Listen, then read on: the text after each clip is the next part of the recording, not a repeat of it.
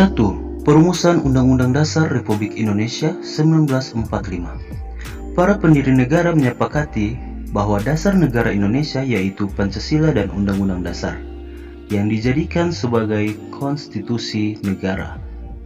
Sekali lagi, bahwa Pancasila dan Undang-Undang Dasar itu dijadikan sebagai konstitusi negara. Konstitusi dibagi menjadi dua, yaitu konstitusi tertulis dan konstitusi tidak tertulis.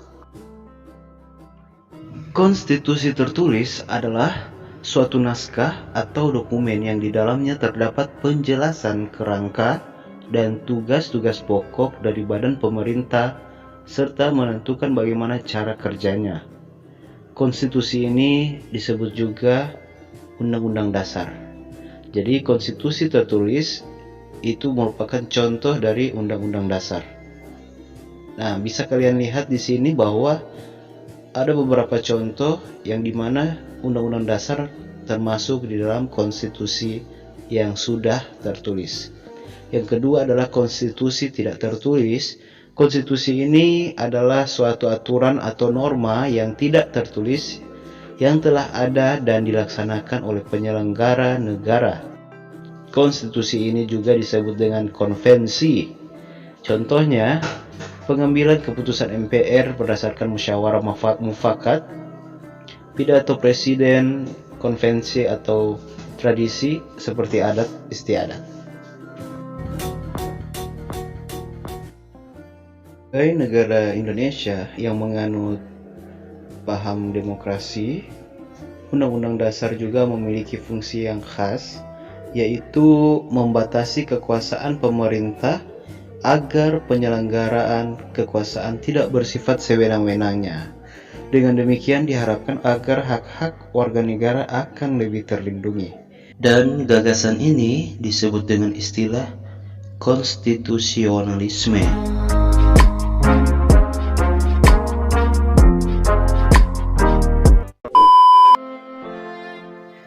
Negara Indonesia menganut paham konstitusionalisme sebagaimana yang ditegaskan pada pasal 1 ayat 2 Undang-Undang Dasar Republik Indonesia 1945 yang menyatakan bahwa kedaulatan berada di tangan rakyat dan dilaksanakan menurut Undang-Undang Dasar. Rumusan tersebut apabila kita tafsirkan maka mengandung makna bahwa kekuasaan tertinggi dipegang atau berada pada kehendak rakyat. Pada tanggal 14 Juli 1945, BPUPKI mengadakan sidang dengan agenda pembicaraan tentang pernyataan kemerdekaan. Panitia perancangan Undang-Undang Dasar melaporkan hasilnya. Pasal-pasal dari rancangan UUD berjumlah 42 pasal. Dan pada keesokan harinya, tepat pada tanggal 15 Juli 1945, dilanjutkan dengan acara pembahasan rancangan Undang-Undang Dasar. Saat itu, Ketua Perancangan Undang-Undang Dasar, Insinyur Soekarno memberikan penjelasan tentang naskah yang dihasilkan dan menebatkan tanggapan dari Muhammad Hatta. Lebih lanjut, Supomo sebagai panitia kecil perancangan Undang-Undang Dasar diberi kesempatan untuk memberikan penjelasan terhadap naskah Undang-Undang Dasar. Yang pada intinya Supomo menjelaskan bahwa betapa pentingnya memahami proses penyusunan Undang-Undang Dasar dan pada akhirnya naskah Undang-Undang Dasar akhirnya diterima dengan suara bulat pada sidang BPUPKI tepat pada tanggal 16 Juli 1945.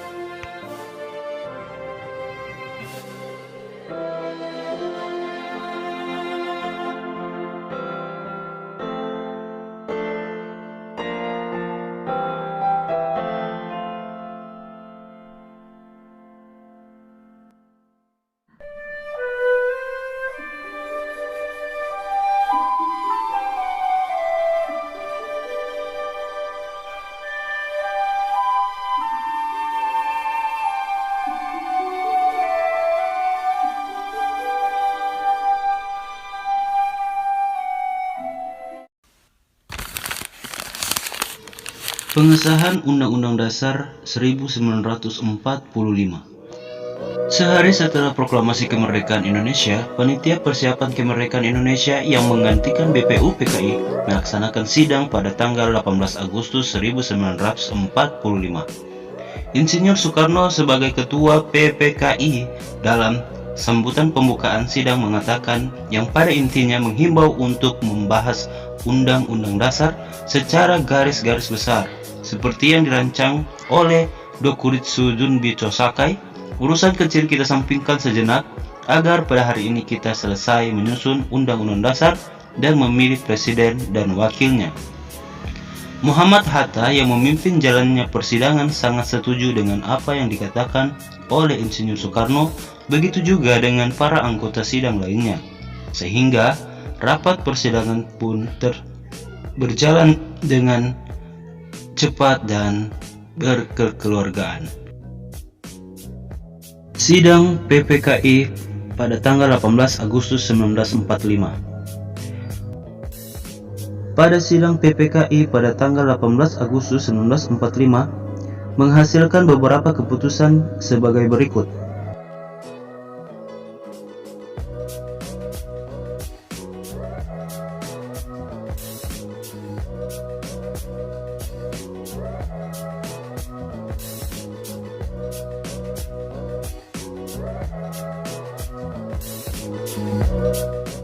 Sidang PPKI telah melakukan beberapa perubahan rumusan pembukaan Undang-Undang Dasar, Naskah Piagam Jakarta, dan rancangan batang tubuh Undang-Undang Dasar.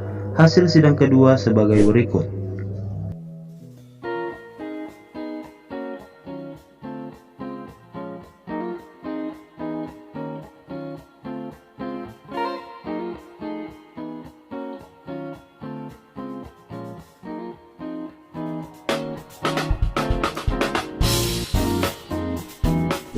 Oke, sekian pembelajaran kita pada hari ini yang membahas tentang perumusan dan pengesahan Undang-Undang Dasar. Semoga bisa dimengerti dan dipahami apa yang sudah dijelaskan.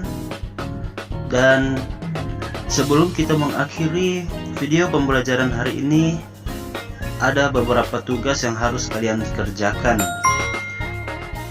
Berikut tugasnya.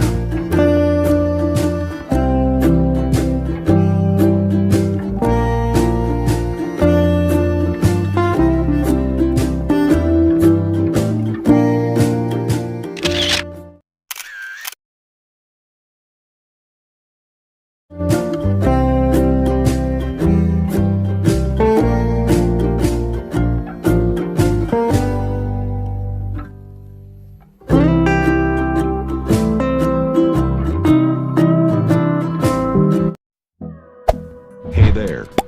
Subscribe to my channel. And also press this bell icon.